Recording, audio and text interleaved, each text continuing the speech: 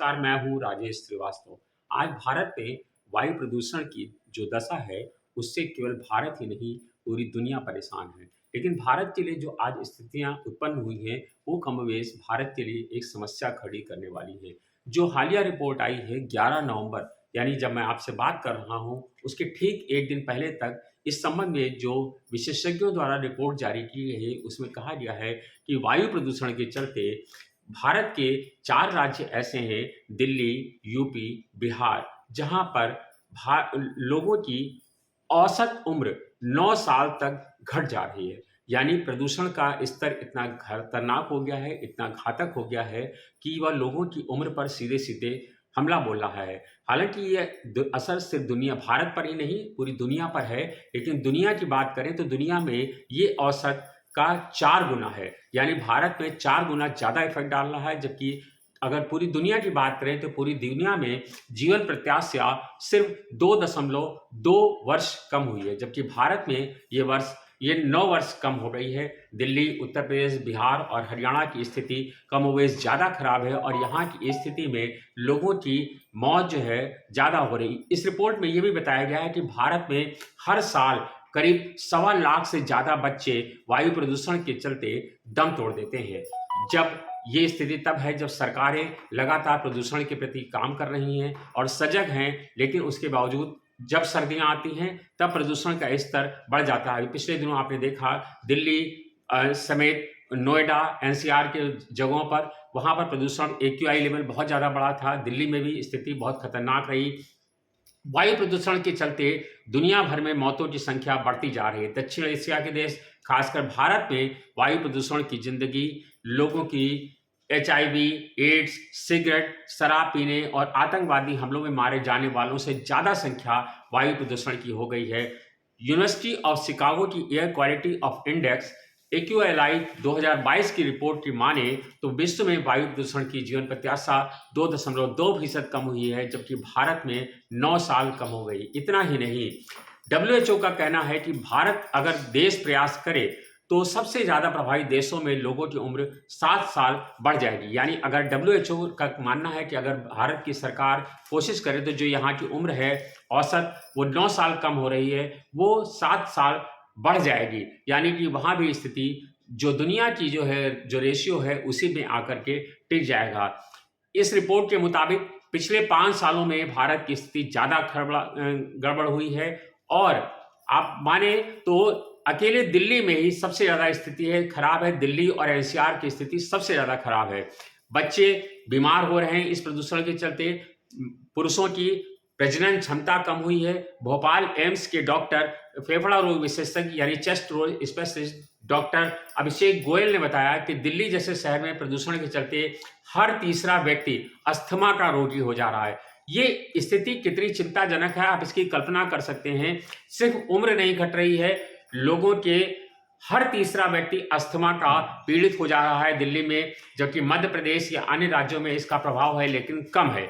लेकिन पिछले सालों में देखने में आया है कि बच्चे से लेकर बड़े सब में वाहन, इंडस्ट्री, धूम्रपान, अन्य वायु प्रदूषण से इसके चलते सांस लेने में दिक्कत, फेफड़े की परेशानी और कैंसर तक के मामले बढ़ जा रहे हैं पॉल्यूशन के चलते। डॉक्टरों का मानना है कि पिछले कुछ सालों की बात करें तो ओपीडी में जो मरीज आते थे वो 80-90% फीस मरीज 50 साल से ज़्यादा की उम्र होते थे जिनको इस तरह की बीमारियां होती थी। लेकिन अब जो मरीज आ रहे हैं उसमें 60% लोग ऐसे हैं जो 30 साल से 50 साल के बीच हैं। यानी इससे माना जाता है कि जो वायु प्रदूषण है वो हमारे पूरे इम्यून सिस्टम को गड़बड़ कर रहा है और जो लोग 60 साल तक इसमें सर्वाइव कर जाते थे, अब 30 साल का युवा भी इसके चलते प्रभावित हो रहा है और उसकी स्थिति गड़बड़ हो रही है। जबकि रायपुर मेडिकल कॉलेज के प्रोफेसर और चेस्ट रोग स्पेशलिस्ट डॉक्टर आर.के. पंडा ने कहा कि बच्चों में भी अस्थमा और ब्रोंकाइटिस, सांस नली में स्वेलिंग, ये सारी चीजें समस्या आ रही है। ये अभी तक ये होता था कि अस्थमा जो होता था ज्यादातर आनुवंशिक माना जाता था, यानी पेरेंटल, अगर पेरेंटल में है तो अस्थमा ट्रांसफर होता था। लेकिन वायु प्रदूषण के चलते जो बीमारी पेरेंटल नहीं है वो भी अस्थमा अब लोगों में प्रभाव डाल रहा है। फेफड़ा रूप से इन्फेक्टेड हो स्थायी रूप से इन्फेक्टेड हो जा रहा है, जिससे क्रॉनिक ऑब्स्ट्रक्टिव पल्मोनरी डिजीज कहा जाता है, वो भी अब लोगों में प्रभावित कर रही है। प्रदूषण के कारण इनफर्टिलिटी कम हुई है, जिसके चलते संतान पैदा करने की क्षमता भी कम हो जा रही है। ये प्रदूषण जो बताया जा रहा है कि सिगरेट और शराब से ज़्यादा खतरनाक हो रहा है। यानी अगर आप डॉक्टरों का मानना है जितना 30 सिगरेट आप पीते हैं, उतना असर सिर्फ 1 घंटे वायु प्रदूषण वाले शहर में रहने से हो जा रहा है। यानी कि आप सोचिए, आप सोच रहे हैं कि आप सिगरेट नहीं पी रहे हैं तो उसका धुआं आपके चेस्ट को नहीं प्रभावित कर रहा है, लेकिन अगर जितना 30 सिगरेट पीने पर असर होता है, उतना आप 1 घंटे किसी वायु प्रदूषण वाले शहर यानी दिल्ली, एनसीआर, भोपाल, बिहार, उत्तर प्रदेश में हैं, तो वो आप उससे ज़्यादा प्रभावित हो जा रहे हैं। एक्यूएलआई की रिपोर्ट के मुताबिक वायु प्रदूषण का सबसे ज़्यादा असर पड़ रहा है। इससे प्रभावित लोगों में सिगरेट पीने से उम्र 1.9 साल घटती है, जबकि शराब पीने वालों की जीवन प्रत्याशा 8 महीने घट जाती है। ये मैं आपको बता रहा हूँ कि किस चीज़ का कितना असर आयु की पर पड़ता है। यानी जो लोग सिगरेट पीते हैं उनकी उम्र करीब लगभग 2 साल यानी 1 साल 9 महीने घट जाती है, जबकि जो लोग शराब पीते हैं उनकी उम्र लगभग 8 महीने कम हो जाती है, जो उनकी औसत आयु उम्र होती है। असुरक्षित पानी यानी खराब पानी पीने से, पॉल्यूटेड पानी पीने से आपकी उम्र 7 महीने कम हो सकती है।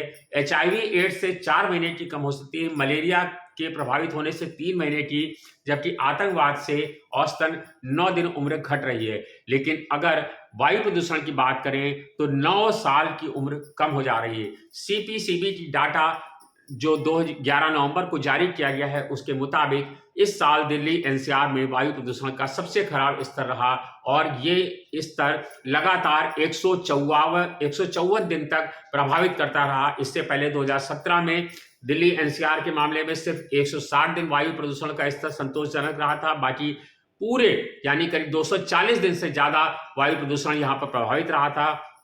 इससे पहले 2016 में 193 दिन का हवा का स्तर बहुत खराब रहा। 2017 में 164 दिन, 2018 में 156 दिन, 2019 में 139 दिन, 2020 में 91 दिन, 2021 में 117 दिन और 2022 में करीब 154 दिन वायु प्रदूषण का स्तर नुकसानदायक व खराब रहा।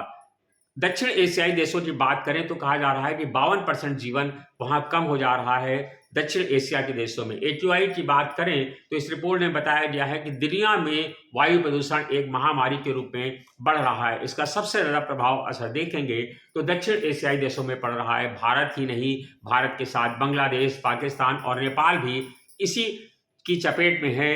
और रिपोर्ट में यह भी कहा गया है कि वायु प्रदूषण के कारण जितने लोगों में की जीवन प्रत्याशा कम हुई है यानी उनकी उम्र कम हुई है, उसमें 52% दक्षिण एशिया के हैं। रिपोर्ट के मुताबिक PM 2.5 के स्तर में सुधार होने से लोगों की सेहत में सुधार होगा, लेकिन इस दिशा में काम नहीं किया जा रहा है। भारत में अगर सरकारें प्रयास कर लें तो हम जो 9 साल की उम्र कम हो रही है उसको हम 7 साल या 5 साल तक बढ़ा सकते हैं। बांग्लादेश में ये हालत 6.9 वर्ष कम हो रही है, जबकि पाकिस्तान जो हमारा पड़ोसी मुल्क है, जो बहुत छोटा सा देश है, उसकी भी स्थिति पोल्यूशन में हमसे बेहतर है और वहां पर पाकिस्तान में सिर्फ 3.75 वर्ष कम हो रही है, जबकि चीन में 2.5 वर्ष कम हो रही है, नाइजीरिया में 1.8 वर्ष, इंडोनेशिया में 1.2 वर्ष, ब्राजील में 0.5 वर्ष और अमेरिका में 0.2 वर्ष तक बढ़ जाएगी। 8 साल में प्रदूषण में 44% भारत का हिस्सा रहा है। दुनिया में 2013 से जितना प्रदूषण बढ़ा है उसमें 44% हिस्सेदारी भारत की है। इसका मतलब ये है कि अगर पूरी दुनिया में जो पोल्यूशन को अगर आप देखेंगे तो उसमें सबसे ज्यादा योगदान भारत ने दिया है। भारत 44% प्रदूषण बढ़ाने में उसकी हिस्सेदारी है।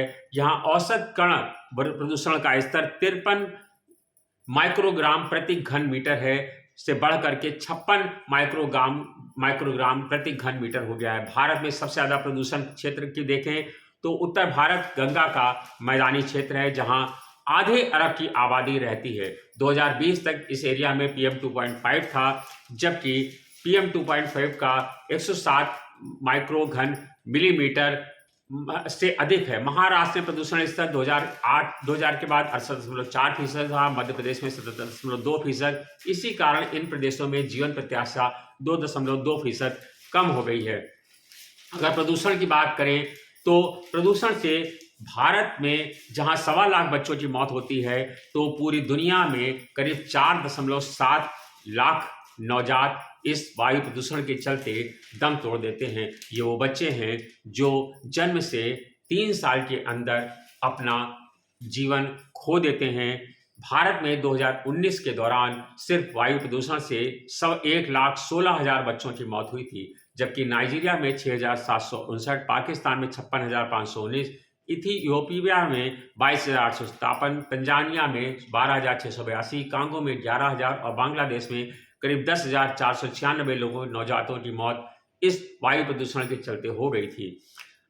इस रिपोर्ट की माने तो दक्षिण एशिया में पिछले 2 दशकों के दौरान औद्योगिकरण और आर्थिक विकास के दौरान जनसंख्या में काफ़ी बढ़ोतरी हुई है। भारत और पाकिस्तान में वाहनों की संख्या में 2000 के दशक की तुलना में आज की डेट में माने तो 4 गुना बढ़ोतरी हो गई है। बांग्लादेश में 3 गुना हुई है। भारत, पाकिस्तान, नेपाल और बांग्लादेश में ये करीब 3 गुना हो गई है। फसलों के टूट, पराली जलाने के मामले भी भारत में कम नहीं हो रहे हैं। भारत की अगर देखें तो विश्व बैंक के अनुसार भारत की 100% आबादी यानी करीब 1.4 अरब लोग हवा में हानिकारक स्तर पर मौजूद पीएम के चलते प्रभावित हैं और वायु प्रदूषण के साए में जी रहे हैं। इन सब का जीवन खतरे में है। अनुमान के मुताबिक 2019 में ही प्रदूषित हवा से भारत में करीब 17 लाख लोगों की जान चली गई थी, जबकि 2017 में वायु प्रदूषण के कारण करीब 30 से 78 अरब डॉलर तक का लेबर प्रभावित हुआ था, जो भारत की जीडीपी का 0.3 से लेकर के 0.9% तक माना गया है। भारत में लगातार ये स्थितियां बढ़ती रही हैं, जबकि चीन इस दिशा में प्रयास कर रहा है। पिछले 2 सालों की देखें तो चीन में प्रदूषण की स्थिति काफ़ी सुधार हुआ है। 2013 से 2020 के दौरान प्रदूषण साल दर साल घटा है।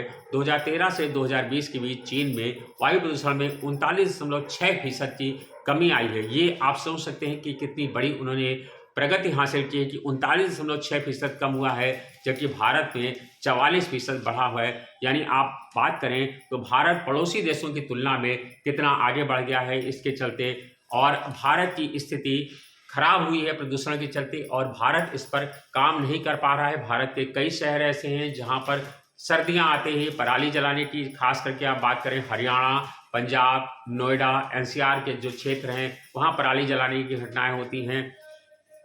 किसानों के जो स्थितियां हैं वो इससे प्रभावित हो रही है, फसलें प्रभावित हो रही हैं, आम जनमानस प्रभावित हो रहा है। पिछले दिनों भी लगातार दिल्ली में और एनसीआर के क्षेत्रों में प्रदूषण बढ़ता रहा, लेकिन प्रदूषण कम करने के सरकारी स्तर पर जो प्रयास हो रहे हैं वो अभी सिर्फ कागजी हैं और उन पर अमल होते हुए नहीं दिखाई पड़ रहा है। इसलिए वायु प्रदूषण अब हमारे लिए चिंता का सबब बन गया है। अगर हमने भारत में जो वायु प्रदूषण है इस पर रोक नहीं लगाई तो भारत की जो स्थिति होगी वो बहुत दयनीय हो जाएगी और ये हमारी आगे आने वाली पीढ़ी के लिए बेहद मुश्किल भरा है, क्योंकि जो स्थिति हमारी वायु प्रदूषण के चलते 60 वर्ष से प्रभावित होती थी वो आज 30 साल के युवा को इन्फेक्टेड कर रही है। और ये सिर्फ 30 साल के युवा को इन्फेक्टेड नहीं कर रही है। आप सोचिए, जो बच्चा पैदा होता है और वो 3 साल के अंदर दम तोड़ देता है इस वायु प्रदूषण के चलते, और हम लगातार अपने बच्चों को सलाह देते हैं कि आप शराब न पीजिए, आप सिगरेट न पीजिए, लेकिन जो हम सांस लेते हैं,